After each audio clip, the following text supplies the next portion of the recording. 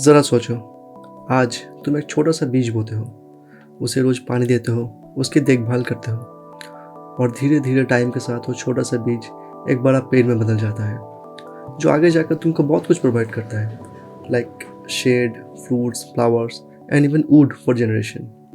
Sounds magical, right? But here's the best part.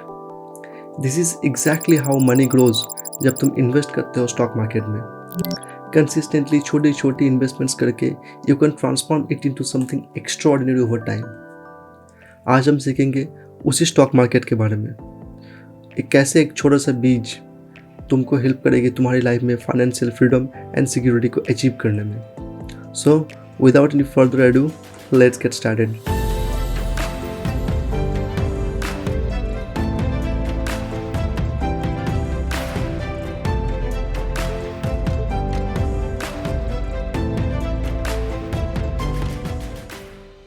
सबसे पहले हम ये समझते हैं that why do we actually need to invest.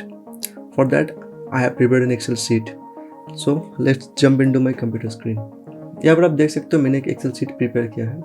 So before explaining the Excel sheet, let us have some assumption. Assumption number 1, तुम्हारा as 25 years है और तुम एक जॉब करते हो जिसमें तुम्हारी मंथली सैलरी है 40,000.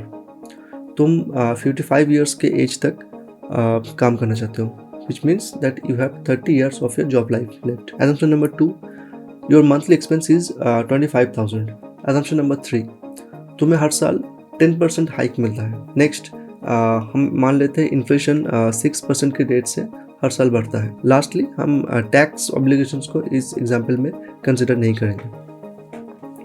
सो इन द फर्स्ट कॉलम हमारे पास ईयर्स है. Why 30 years? बिकॉज पहले डिस्कस किया था क्योंकि तुम्हारे पास 30 years of job life left है. उसके बाद है तुम्हारा मंथली इनकम, दैट इज़ 40,000, जो कि हमने एजम्पशन में पकड़ा था. Annual income, that is your monthly income into 12. Monthly expenses 25,000, जो कि एजम्पशन में लिया था हमने. एनुअल एक्सपेंसेस वही सेम, मंथली एक्सपेंसेस इंटू 12. सो इस हिसाब से तुम्हारा सेविंग्स बनता है your annual income minus your annual expense, which is 1,80,000 in after 1 year. In the second row, तुम्हारा monthly expenses increase होकर 44,000 हो जाता है. क्यों? Just because कि हमने assumption लिया था कि तुम्हें 10% का हाइक मिलता है, तो उस हिसाब से तुम्हारा नेक्स्ट सेकेंड ईयर ऑनवर्ड्स तुम्हारा मंथली इनकम हो जाएगा 44,000. उसके बाद है मंथली एक्सपेंसेस, वो भी तुम्हारा 6% के रेट से बढ़ेगा क्योंकि 6% हमने इन्फ्लेशन पकड़ा था. तो ये तुम्हारा एनुअल एक्सपेंसेस और इस वजह से तुम्हारा सेविंग बनता है 2,10,000 आफ्टर 2 ईयर्स. सो इस हिसाब से पूरा 30 ईयर्स करने के बाद तुम्हारा टोटल सेविंग्स बनेगा 5.5 अप्रॉक्स 5.5 CR. सो ये था पहला सिनेरियो जब तुम कहीं पर भी इन्वेस्ट नहीं करते हो. अब हम देखते हैं सेकेंड सिनेरियो. यहाँ पर तुम अपने सेविंग्स को FD में इन्वेस्ट करते हो. Now in this Excel sheet everything is same, like from years to savings all are same. But एक चीज़ एक्स्ट्रा है, एक कॉलम एक्स्ट्रा है, that is savings invested at 7%.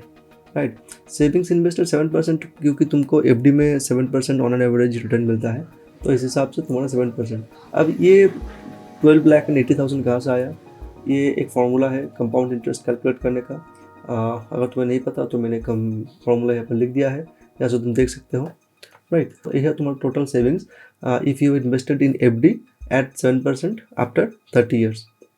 So इस हिसाब से तुम्हारा टोटल बनता है 10.13 CR, which is approximately 2 times the money if you have not invested.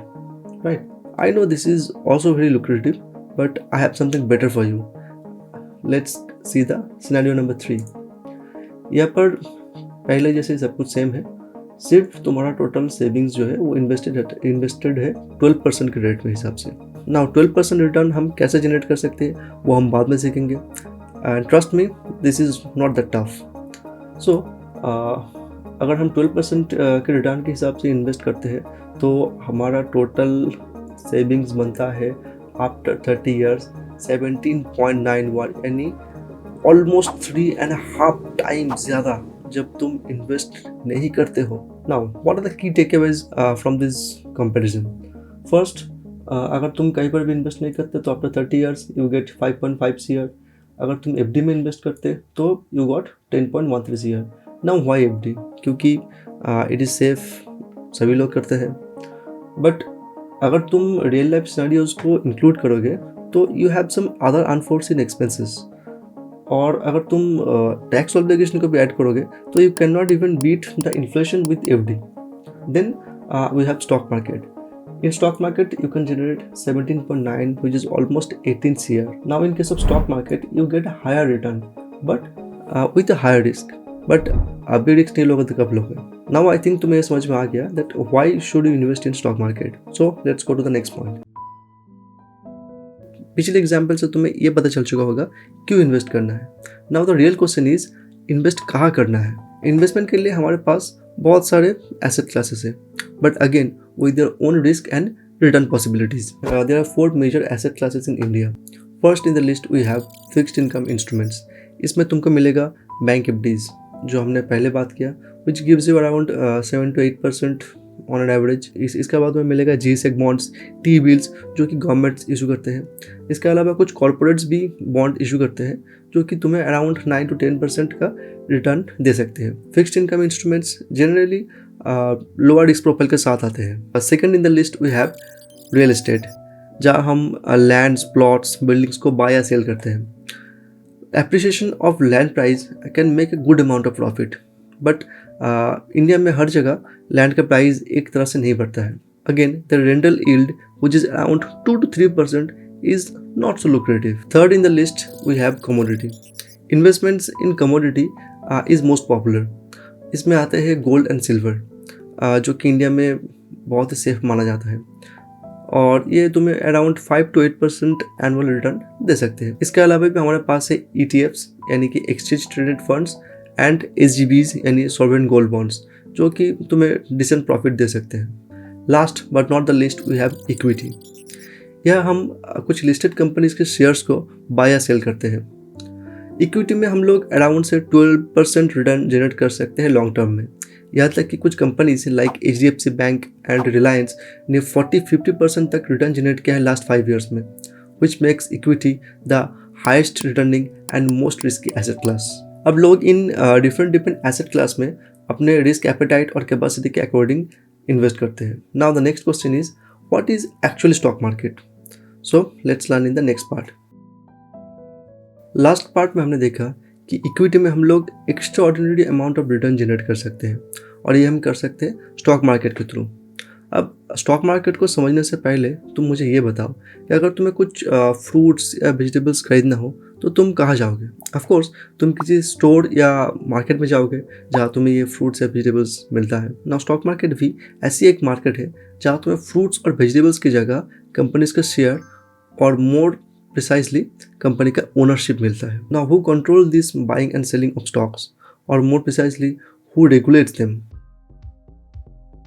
Stock market को रेगुलेट करने का काम करता है सेबी यानी security and exchange board of India.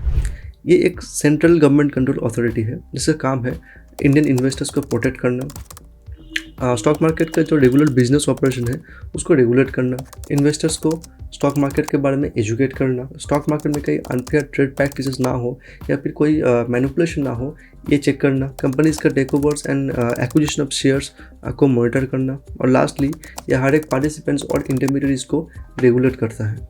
अब ये पार्टिसिपेंट्स एंड इंटरमीडियरीज कौन है, let's learn in the next part. पहले हम जानते हैं मार्केट पार्टिसिपेंट्स के बारे में. There are various types of market participants. First आते हैं DIIs यानी डोमेस्टिक इंस्टीट्यूशनल इन्वेस्टर्स. इस कैटेगरी में आते हैं big institutional investors, some asset management companies etcetera. Second आते हैं फॉरेन इंस्टीट्यूशनल इन्वेस्टर्स. ये वो फॉरेन इंस्टीट्यूशंस है जो इंडियन स्टॉक मार्केट में इन्वेस्ट करते हैं. Third in the list we have HNIs और हाई नेटवर्थ इंडिविजुअल्स. ये वो लोग हैं जिनका इन्वेस्टेबल नेटवर्थ 2 करोड़ से ज़्यादा है. ये लोग ज़्यादातर IPOs में ही इन्वेस्ट करते हैं. Lastly we have retail investors यानी तुम्हारे और मेरे जैसे छोटे इंडिविजुअल इन्वेस्टर्स. एज पर से भी कोई भी जो 2 करोड़ से कम रुपयों में IPO में अप्लाई करता है वो रिटेल इन्वेस्टर है. अब ये IPO क्या है इसके बारे में हम नेक्स्ट वीडियो में बात करेंगे. सब कुछ समझाऊंगा यार, don't worry. Now as a retail investor हम कैसे इन्वेस्ट कर सकते हैं, या फिर ये जो बाइंग और सेलिंग ऑफ स्टॉक्स है ये काम कैसे करता है. इसके लिए काम करते हैं intermediaries. Let's learn about them the next part. Think of two cities which are connected by a highway. Now ये हाईवे जितना ज़्यादा वेल बिल्ट होगा, दोनों सिटीज़ के बीच का ट्रैवल भी उतनी ही ज़्यादा स्मूथ होगा. Now in case of stock market, ये हाईवे है इंटरमीडिएटरीज, जो कि तुम्हारा डीमैट अकाउंट ओपनिंग से लेकर तुम्हारा शेयर्स के बाय सेल सब कुछ स्मूथली मेंटेन करता है. There are a lot of intermediaries in stock market, but we will talk about only the significant ones. First आते हैं stock brokers. Brokers stock market का सबसे क्रूशियल इंटरमीडिएट है. स्टॉक ब्रोकर्स जो सेबी के साथ रजिस्टर्ड है, सिर्फ वही ट्रेड कैरी आउट कर सकते हैं.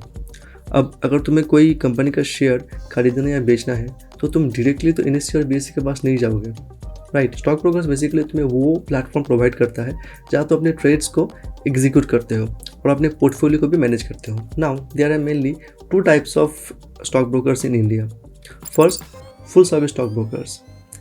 ये ट्रेडिशनल स्टॉक ब्रोकर्स हैं जो तुम्हें wide range of services offer करते हैं, like investment advice, financial planning, retirement planning, research reports और भी बहुत कुछ. And obviously they charge higher fees and brokerage for these personalized services. Second, we have discount brokers. ये हमें limited services offer करते हैं, like buying and selling of stocks. और इसके अलावा डिस्काउंट ब्रोकर्स कोई भी और पर्सनलाइज सर्विसेज ऑफर नहीं करते हैं. And for the same reason ये हमसे बहुत ही मिनिमल फीस एंड ब्रोकरेजेस भी चार्ज करते हैं, which makes it most suitable for the retail investors like you and me. अब ब्रोकर्स के बाद सबसे इंपॉर्टेंट इंटरमीडिएटरीज है depositories and depository participants. Depositories वो सेफ लॉकर है जो तुम्हारा शेयर सर्टिफिकेट को सेफ रखता है. अब ये शेयर सर्टिफिकेट क्या है? तुम जिस भी कंपनी का कोई भी शेयर खरीदते हो, उस कंपनी का एक शेयर सर्टिफिकेट तुम इशू होता है, जस्ट सो कि तुम फ्यूचर में से क्लेम कर सको. नाउ 1996 से पहले ये शेयर सर्टिफिकेट पेपर फॉर्मेट में ही मिलता था, लेकिन हर्षद मेहता स्कैम के बाद ये सारे शेयर सर्टिफिकेट पेपर से डिजिटल फॉर्मेट में कन्वर्ट कर दिया गया. और इस कन्वर्ट करने के प्रोसेस को कहा जाता है डीमेटेरियलाइजेशन, जिसका शॉर्ट फॉर्म से ही डीमैट नाम आया है. डिपॉजिटरीज तुम्हारा यही डीमैट अकाउंट को मैनेज करता है. नाउ आज की तारीख पे इंडिया में दो ही डिपॉजिटरीज है जो डीमैट अकाउंट सर्विसेज ऑफर करते हैं. NSDL यानी national security depository limited and CDSL यानी सेंट्रल डिपॉजिटरी सिक्योरिटी लिमिटेड. इन दोनों डिपॉजिटरीज में कोई भी डिफरेंस नहीं है और ये दोनों ही सेबी के स्ट्रिक्ट रेगुलेशन में काम करते हैं. बट ये डिपॉजिटरीज तुम्हारा डीमैट अकाउंट तुम्हें खोल कर नहीं देता है. इसके लिए काम आते हैं डिपॉजिटरी पार्टिसिपेंट्स, जो कि तुम्हारा डीमैट अकाउंट तुमको खोल कर देता है. Third in the list we have banks. Now तुम्हारा ट्रेडिंग अकाउंट और बैंक अकाउंट पहले ही तुम्हारा ब्रोकर लिंक करता है to facilitate the smooth transaction of funds from your trading account to your bank account and vice versa. Lastly, we have clearing corporations. जैसे कि हर game में एक रेफरी होता है जो ये इंश्योर करता है that both teams play fair and complete their moves. वैसे ही clearing corporations like NSE Clearing Limited and ICCL ये इंश्योर करता है that हर एक ट्रेड्स प्रॉपरली सेटल हो और तुम्हें एक्चुअली शेयर मिले जो तुमने बाय किया है, या फिर you get your money back if you sell them. Now to sum up all the intermediaries and how they actually work, let me give you an example. Let's imagine कि तुम Reliance का एक share खरीदना चाहते हो. For that you must have a trading account and a demat account. So you first choose your broker. तुम्हारा broker basically depository participants के through depositors के पास तुम्हारा एक डीमैट अकाउंट ओपन करता है. और तुम्हारा डीमैट अकाउंट ओपनिंग के साथ साथ तुम्हारा ब्रोकर तुम्हारे लिए एक ट्रेडिंग अकाउंट को भी ओपन करता है. नाउ तुम्हारा ट्रेडिंग अकाउंट ओपन होने के बाद you can actually by the shares, but उसके लिए चाहिए फंड्स. फॉर दैट तुम्हारा ब्रोकर पहले ही तुम्हारा बैंक अकाउंट और तुम्हारा ट्रेडिंग अकाउंट को लिंक कर चुका होता है. सो तुम अपने बैंक अकाउंट से पैसा अपने ट्रेडिंग अकाउंट में ट्रांसफ़र करते हो और अपना ऑर्डर प्लेस करते हो. तुम्हारा इस ऑर्डर प्लेसमेंट के बाद तुम्हारे लिए एक सेलर ढूंढा जाता है जो उसी प्राइस पे तुम्हें रिलायंस का शेयर सेल करने के लिए तैयार है. एंड देन तुम्हारा पैसा उस सेलर के अकाउंट में ट्रांसफ़र किया जाता है. ट्रांजैक्शन कंप्लीट होने के बाद तुम्हारा ब्रोकर इस ट्रांजैक्शन डिटेल्स को डिपॉजिटरीज के पास भेज देता है और डिपॉजिटरी ये ट्रांजैक्शन डिटेल्स वेरीफाई करने के बाद तुम्हारे अकाउंट में तुम्हारा शेयर सर्टिफिकेट इशू कर देता है. और ये पूरा प्रोसेस क्लियरिंग कॉर्पोरेशंस की देखरेख में होता है ताकि ये कंप्लीट ट्रांजैक्शन फेयरली एग्जीक्यूट हो. और इस तरह से तुम एक कंपनी का शेयर बाय करते हो। द बेस्ट पार्ट इज ये पूरा प्रोसेस बहुत ही स्मूथली बैकएंड में होता है। तुम्हें बस सिर्फ अपना ऑर्डर प्लेस करना है और बाकी सब कुछ ऑटोमेटिकली एग्जीक्यूट हो जाएगा। नाउ क्या तुम्हें यह सब कुछ जानना ज़रूरी है? Not exactly, but there is nothing bad to know what exactly happens when you place your order in backend. I know बहुत ज़्यादा इन्फॉर्मेशन हो चुका है और वीडियो भी बहुत लंबा हो रहा है। We are almost there, just stay with me a little longer, trust me, it will benefit you in longer run. Now, before you conclude this video, let's learn one last thing about stock market, the index. जब तुम अपना trading terminal open करोगे, you will notice two stock exchanges, NSE यानी national stock exchange and BSE which is Bombay stock exchange. Currently India में 2 ही stock exchanges हैं, but बहुत पहले India में और भी बहुत सारे स्टॉक एक्सचेंजेस थे, like Kolkata stock exchange, Madras stock exchange, Mangalore stock exchange. But आज के डेट में ये सारे स्टॉक एक्सचेंज नॉन फंक्शनल है। अब ये स्टॉक मार्केट करता क्या है? Think of it as a market place where you can buy and sell of your shares, bonds and commodities. Actually stock exchange एक मॉल की तरह है जहाँ तुम हर एक लिस्टेड कंपनीज के शेयर्स को बाय या सेल कर सकते हो। NSE और BSE में एक ही स्टॉक का प्राइस वेरी कर सकता है क्योंकि दोनों में स्टॉक्स का प्राइस का अपडेट सेम टाइम पे नहीं होता है, लेकिन ये प्राइस का डिफरेंस बहुत ही नेग्लिजिबल है। नाउ तुम BSE और NSE में लिस्टेड हर एक कंपनी का शेयर्स इंडिविजुअली मॉनिटर कर सकते हो, लेकिन अगर तुम्हें पूरा मार्केट का एक ओवरव्यू चाहिए होता है तो उसके लिए तुम्हारा हेल्प करता है इंडेक्सेस हमें कुछ चुनिंदा कंपनीज का एक तरह से एवरेज करके देता है, जिससे हमें ओवरऑल मार्केट का सेंटिमेंट पता चलता है। Now there are lot of indexes in India, but basically BSE को रिप्रेजेंट करता है Sensex which is the average of top 30 companies in India, and NSE को रिप्रेजेंट करता है Nifty 50 which is again the average of top 50 companies in India. इसके अलावा भी हमारे पास है bank Nifty, fin Nifty, mid cap Nifty, यहाँ से पॉपुलर इंडेक्सेस भी रहते हैं। नाउ टेक्निकली इंडेक्सेस का काम है तुम्हें मार्केट के बारे में एक ब्रॉडर ओवरव्यू देना, एंड इंडेक्स को तुम ट्रेड नहीं कर सकते हो, इंडेक्स को तुम बाय या सेल नहीं कर सकते हो, बट इंडेक्सेस का कुछ डेरिवेटिव्स होता है लाइक फ्यूचर्स एंड ऑप्शंस, जिसके बारे में तुमने सुना होगा, उसको हम ट्रेड कर सकते हैं। अब इंडेक्सेस को कैसे कैलकुलेट करते हैं ये अपने आप में एक कॉम्प्लिकेटेड टॉपिक है। Do let me know in the comment section अगर तुम्हें जानना है कि इंडेक्स कैसे कैलकुलेट करते हैं। I will make a video about it. So that's all about the stock market intermediaries. I think for beginners तुम्हारा स्टॉक मार्केट का बेसिक्स अभी क्लियर हो चुका है। स्मैश द लाइक बटन अगर तुम्हें ये वीडियो पसंद आया है, and also do not forget to subscribe to this YouTube channel ताकि आने वाले वीडियोज़ के बारे में तुम्हें सबसे पहले पता चले। Thanks for watching, signing off.